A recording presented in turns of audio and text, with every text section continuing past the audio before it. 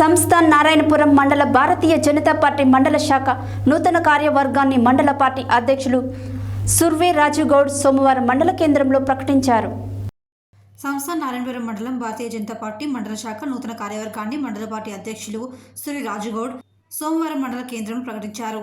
నారాయణపురం మండలం భారతీయ జనతా పార్టీ ఉపాధ్యక్షులుగా కుడుకుడాల మహేందర్ రెడ్డి, కొల్లూరి యాదగిరి సాగర్, ఆరుట్ల వెంకటేష్ యాదవ్, సంపత్ సుధాకర్ రెడ్డి, ప్రధాన కార్యదర్శిగా బండిమీది కిరణ్ ముదిరాజ్, కుర్రా శంకర్ నాయక్, కార్యదర్శిగా చిలుకూరి శ్రీనివాస్, మూజ శ్రీనివాస్ గుప్తా, సూరపల్లి సరిత, జక్కర్తి నరసింహ ముదిరాజ్, అదేవిధంగా భారతీయ జనతా పార్టీ అనుబంధ విభాగాలను కూడా ప్రకటించడం జరిగింది.